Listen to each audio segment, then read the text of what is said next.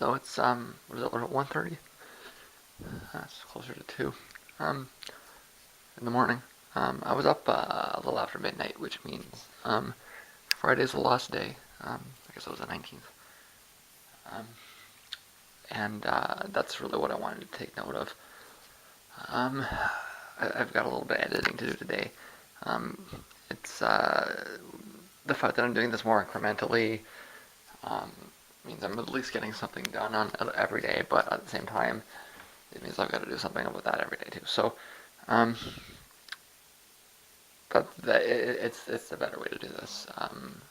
It's just how it is. It's just I'm a little backed up because the last couple of vlogs have been long. The one I'm gonna have to watch today and upload is an hour and a half. It's the first one with a different approach to the commenting. It's something else I'm gonna have to catch up on a little bit. Yeah, I'm just gonna get something to eat and then get to that. It might be a few hours before I actually get to archiving again, but I think that if I can actually sit down and focus and do it, I can get that done today as well. We'll find out. I got some bananas yesterday, so the stickers are all going in at the same time, and so does that. So I'm watching a film called Disruption, which is one of the many documentaries on climate change that have appeared over the last several decades now. It's, like most of them, a fairly gentle introduction, designed to swing a vote rather than generate academic interest. I think what I'm trying to say is clear. These films aren't meant to be specialized or really get into the topic much. It would be nice to see a few that are a little bit more in depth. It's designed for mass consumption. You could really understand it with a a grade 10 education sort of thing. And that's, I mean, what is necessary if you take this idea of large scale mass movements as the way to have things work. And I mean, I think that that's tied into a lot of the motives underlying climate change activism.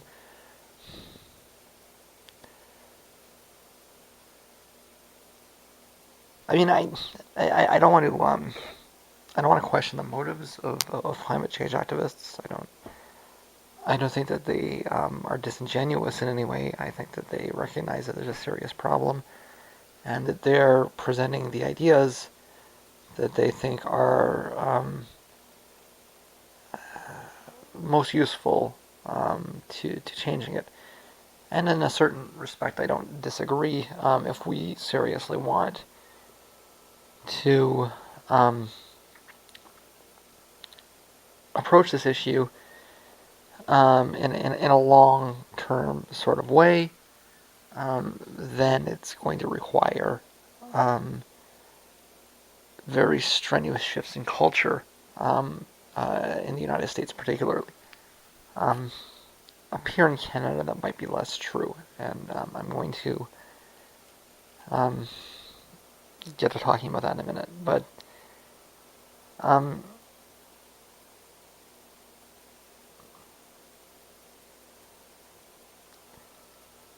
sorry, I had several different trains of thought running through my head, and they all just crashed into each other. So I had to stop and observe the train wreck. Okay, so first things first, this idea of is the best way to approach climate change by building an audience or by building a mass movement. Like I say, that would be the perspective that the activists that the climate change or the scientific community were forced to go to would think. Of course, that's what they would think. Everything else they've done is based on that. And to an extent, I mean, like I say, I don't disagree with them. That mass cultural change is a requirement on that level. But it's maybe a part of the error that we can see in hindsight. That's instead of scientists going, um, well, I don't want to say that scientists didn't go to structures of power and try to fight it from the top down kind of thing. They know it did, and they ended up working with the activist movements more out of necessity than out of choice.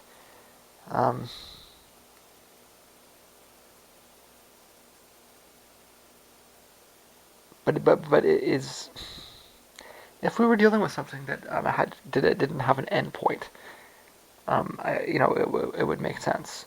If like when we talk about you know building finding our way to quote unquote communism, however you want to define it, um, anybody at any point in the spectrum that seeks some concept of communism will openly acknowledge that this is something that's generations and generations away, uh, like not decades but centuries or millennia. Nobody, I mean, like even the most stringent anarchists like myself, we don't think we can wake up tomorrow for an and have an anarchist society. Um, I mean the cultural changes are so deep that they may even be biological.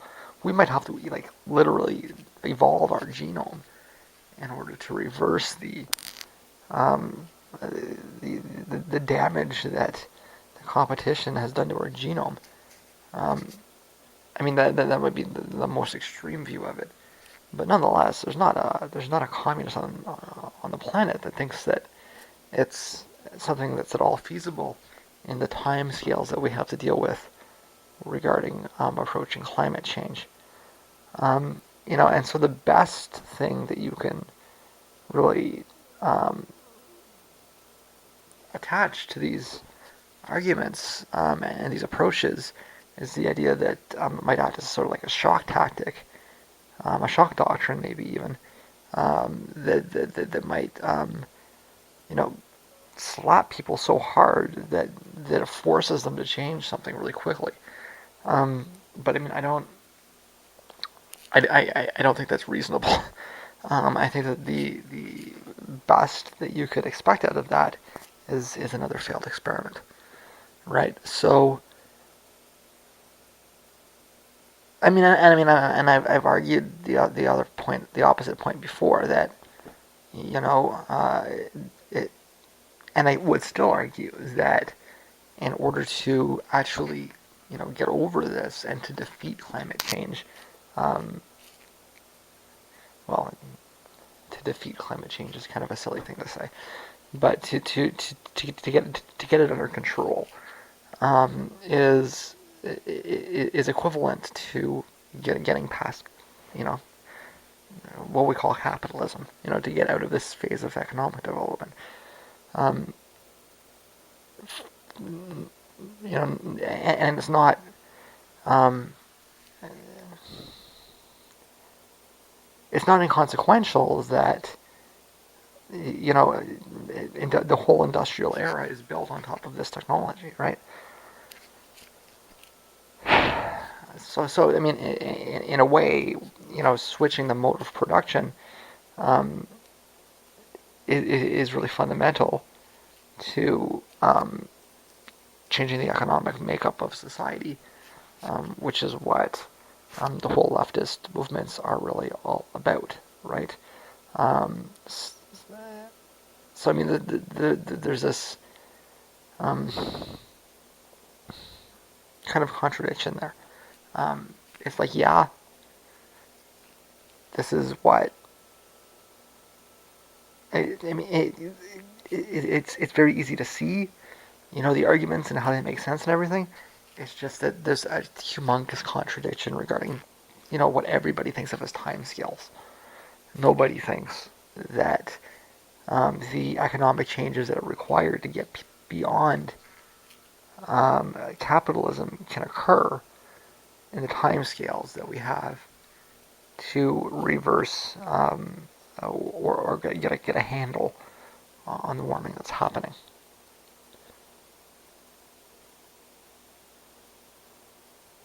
And in hindsight, I think that people may look back and say, um, it'll be easy to look back and blame the system and everything else.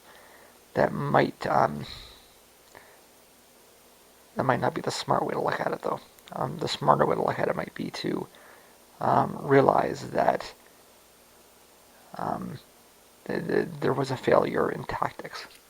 That instead of trying to, gather popular support and march in the streets, and build social consciousness and all these sorts of things, people that were really clued into this and had some political power should have been agitating at a higher level to pass laws. And I think that kind of comes back to what is happening up here in Canada. There was an election in Canada a few months ago, and one of the things in the platform of the party that won was a promise to dump billions of dollars into what was called green infrastructure. And that goes back to what I was saying before on the Asimov part.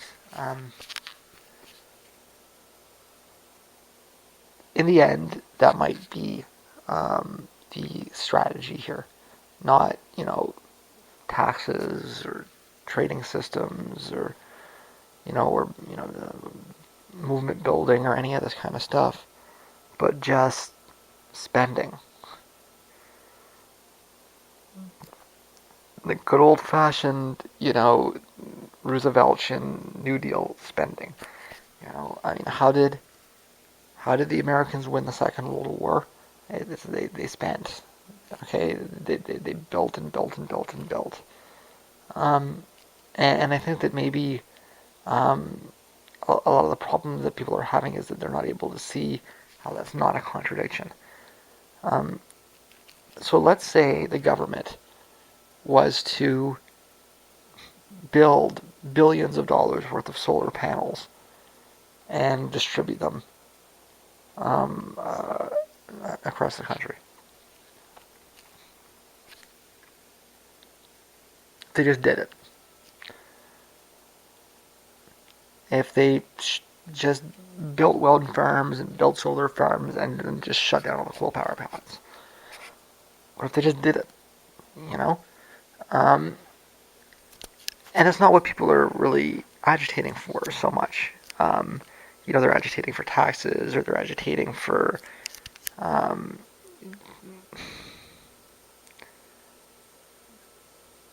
maybe some criminal laws. Like block a pipeline or something like that. It's not something you see in the activist community. Nobody stands up and says, we want the government to spend billions of dollars to just do it. But even if they did, standing out in the street and yelling and screaming and holding up signs isn't going to do it. What's going to do it is if you have people in government that have the right perspectives. I pointed this out before. Ontario has a very large generating capacity and is almost entirely clean. I think there's one natural gas plant left. But besides that, it's hydro, water, wind, solar. It's the same thing in Quebec, which has huge hydro dams, and in British Columbia.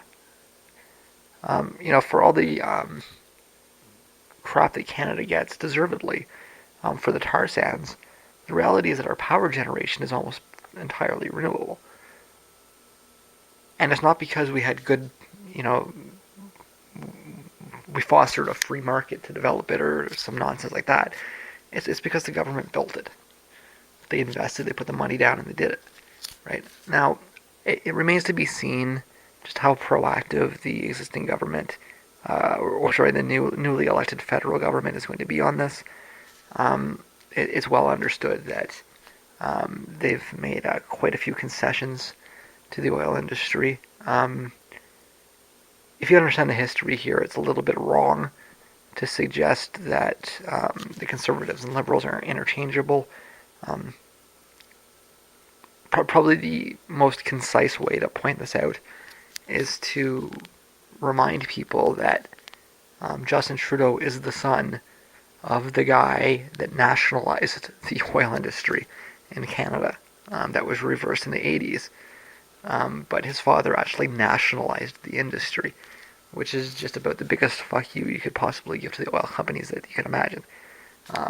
There was massive political conflict between a decentralized government, which was actually legitimately concerned mostly about consumer prices, and the oil industry, which was localized mostly in the West. And the previous government was very intertwined with that. The new government seems to be a little bit more friendly out of necessity. They've seen what happens when you play too hard with them. But at the same time, they're not the walkovers that the previous government was. And you can expect them to do some things. If a conflict develops, the liberals they don't take things lying down. They're not pushovers, right? So if they end up getting into a fight with these oil producers out west, you could see them make some harsh decisions, like maybe renationalizing some of it. Maybe not the most likely thing, but it happened before. There was pressure from the third party, but it did happen before. And there's not really any reason to rule out a priori it happening again. What I'm getting to is that the culture in Canada is a little bit different. And we may be a little bit more attuned to the idea of just spending lots and lots and lots of public money on actually dealing with the problem, and switching it over. Maybe worrying less about markets and competition and industry and all these sorts of things, and just focusing on eliminating dirty production, in order to ensure that we continue to have energy production without huge amounts of emissions. Now, there's some other things that I've talked about before. Like is it really good for us? And etc. But nonetheless, we have done this, and don't be surprised if you see some investment out of Canada that's at a higher level and is more successful than you would have ever contemplated. It's a little bit ambiguous exactly what they mean. The only thing that's really come up for certain, really certainly, is switching over wastewater plants. But they wanted to attach to a development bank, and it was a little shady. Like, they didn't really explain it perfectly, but it seems like they're really leaning towards really large levels of investment in transferring over to renewable energy sources. Could that happen in the United States? It could. There's absolutely no question it could. Is it going to happen because of popular pressure? No. There's no way that it's going to happen because of popular pressure. It's the kind of thing that is going to have to be done against popular pressure. Kind of like when Bush invaded Iraq. All right? It was massively opposed. He had people in the streets. Everything else, everybody hated it, but he did it anyways. All right? That's what a climate change strategy is going to actually look like. It's not going to look like, mass movements, getting the government to concede the point. it's going to look the other way around, where you have mass people in the streets protesting against legislation, and the government saying we have to do this, whether you people like it or not. Right. So, which vector should the activists have been fighting on? Should they have been fighting, to get people out in the streets and win that way, or should they have been trying to work on the inside? Should they have been maybe talking a little bit more to Al Gore?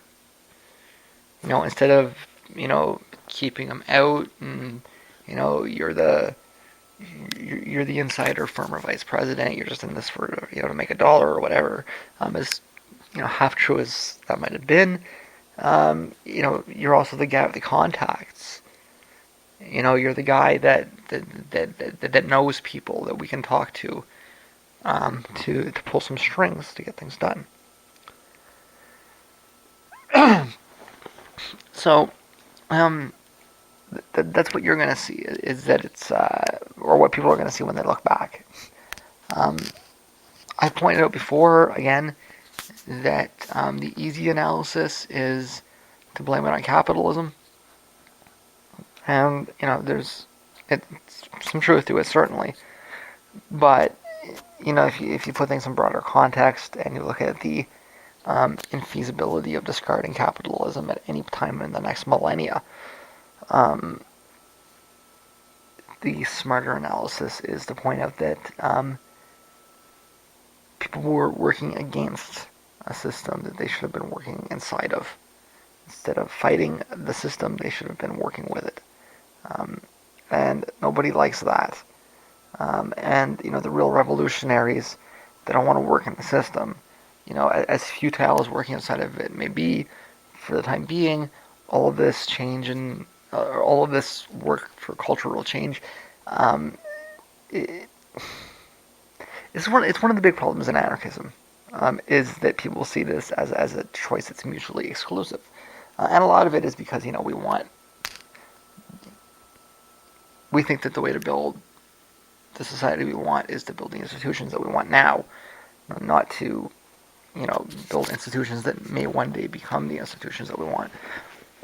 But I think it's a false dichotomy. I don't think you have to make that choice. I think you can work to build new systems and work in the system. And in fact, you're probably better off modifying the system as you build new parallel structures at the same time. Your parallel structures are never going to take over anything unless they're prepared for it by people on the inside. There has to be like a transfer of power in a certain way, So there has to be some movement on the inside in order for the movement on the outside to make any sense. And that sort of failure to see the issue in that broader scope, I think, is going to be what people really see when they look back on this. But there was another thing that I wanted to point out. They're asking a question about why it is that people aren't reacting. You've got all these scientists, and they're telling us, the shit's about to hit the fan, and people are just like, People don't seem to care. And they're trying to understand that. And so they're focusing on the psychology of it to try to, explain this. I don't want to say that this is complete nonsense. I'm sure there's something to it. But I think that what we're actually fighting against is cultural. I don't think that there's a biological reason why people reject climate change. I think that it's a cultural problem, and that going after this, this ties into what was being talked about before, about the need for a cultural evolution, which may actually be a biological evolution, although we're talking about two different things here. But the need for that. I'm going to go way back. There's a guy named Jonathan Swift.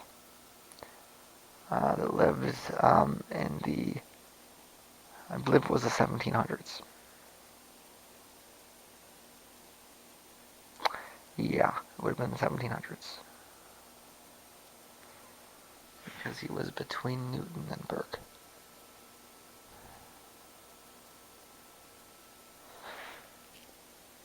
People today look at him and see him as a brilliant satirist.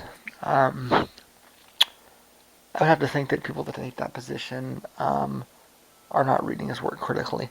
I read his work, and he comes off to me as a fool, a reactionary fool. I don't.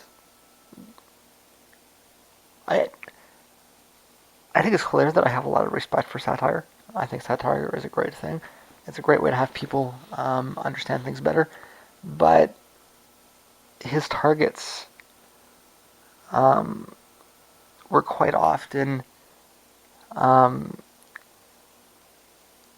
acting at a level that was well beyond him.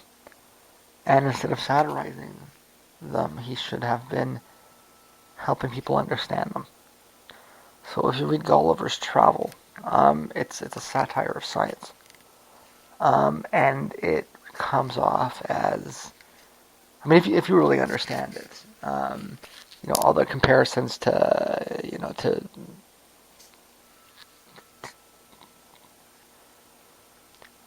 what he's really doing in Gulliver's Travels is he's upholding the medieval system of Christianity against the reawakening of pagan science.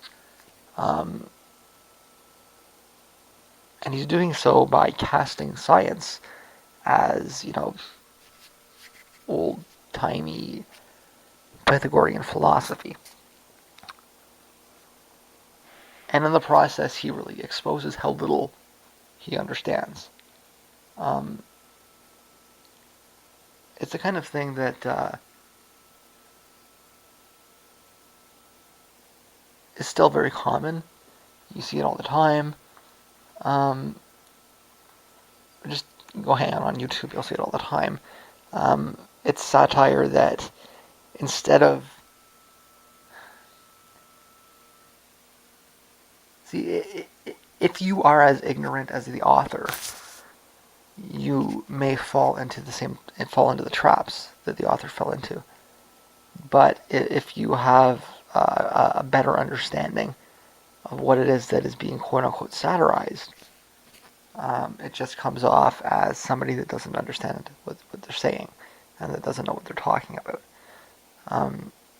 And that is really the truth with Swift, is that he just didn't know what he was talking about. And it's quite obvious. His defenders will claim that, his writings indicate how learned he was, and that he saw the value of science. But I don't get any of that at all. I think that's a lot of splaining. And the truth is that the man was the the archetypal, ignorant religious Christian conservative, doofus that we still see around us so much. And so this so-called brilliant satire is in truth just simply great ignorance. But his work is revered. He's widely read. And he's widely respected. He is a kind of icon in conservative religious circles. And the educated conservative, which is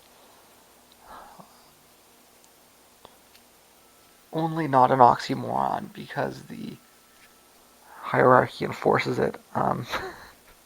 It should be an oxymoron, but unfortunately, a couple of them got a hold of some institutions, and you can't get rid of them once they do. So they just keep perpetuating it, right? It's been passed on, and it's become this cultural truth.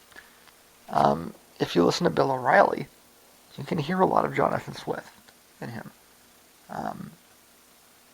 And it may be the case that Bill O'Reilly is no less ignorant than Jonathan Swift, and half the satirist at that. To the extent that Swift was a satirist at all.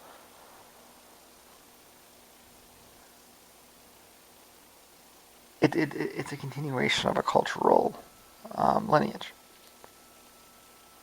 And, having people change their attitudes and be less skeptical about science means breaking up that cultural tradition that's been passed down for generations upon generations. And will no doubt continue to be, unless something gets in the middle, something gets in the way of it, and stops it from happening. So, these psychological I don't want to take them on directly. I don't want to say they're wrong, but I don't really think that's the concern, really, or what it is that you're dealing with. I think you're dealing with a cultural tradition in Anglo-American civilization that goes back centuries to be very, very skeptical of science as the work of magicians and charlatans, which of course is exceedingly ironic, but is how it is nonetheless. So yeah, this is a long talk here. I've been going on for half an hour, a little more than half an hour. These are going to be really long vlogs, and in fact, they're going to be really long vlogs for the foreseeable future. That's fine. But that's what's up with this. Should you watch it? Chances are you've probably seen everything that's in it before. It's not going to tell you anything you don't already know. But I can think of better ways to waste an hour. Or sorry, I can think of worse ways to waste an hour, is what I meant to say, although both statements are actually true.